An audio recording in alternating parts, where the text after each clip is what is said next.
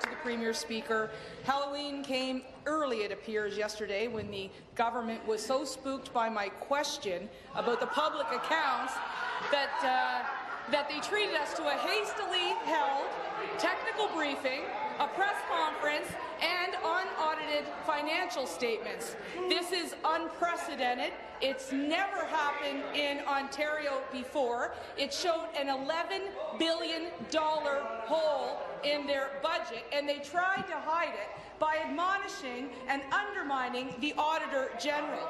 Despite the Auditor's warning this past June of accounting changes in her, and then again in the 2015 Auditor's Report in Chapter 2, which I'll have one of the pages delivered.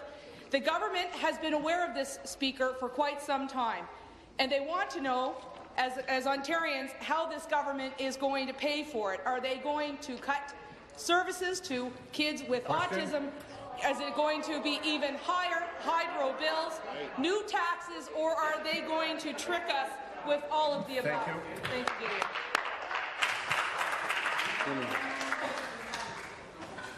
Premier. President of the Treasury Board. President of the Treasury Board. Yes, thank you. And I think, Speaker, we should maybe go back to the beginning of the story, which is that while there certainly has been an ongoing discussion between the public servants who do the accounts and the Auditor General, not, I would say, the politicians, for the record, while there's been an ongoing discussion, the first notification that we got that the Auditor General would not treat the pension, was rejecting the pension treatment which had currently been used for the last 14 years. The Chief Government Whip is warned, particularly when giving an answer. Let's not interject, please. Finish, please. Thank you very much. For the past 14 years, since 2001-2 year, the auditors of Ontario have approved a particular accounting practice for pension. Leader of that's the leader. The member from Nepean.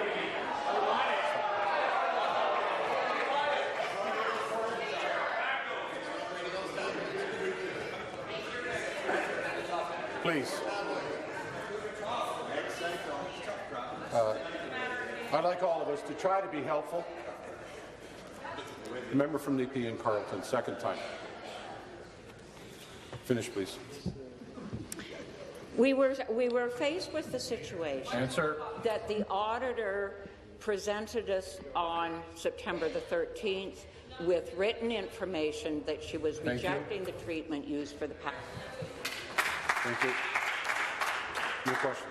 The member from Hamilton Mountain. Oh, sorry, supplementary. The member from Nipissing. Good morning, Speaker. My question is for the Premier. Yesterday, the Auditor General confirmed there's an $11 billion hole in the government's budget.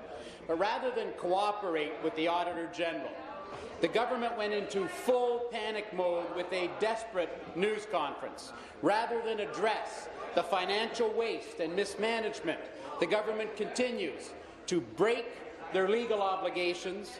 They stonewall the province's independent officers. Speaker, there's a pattern here.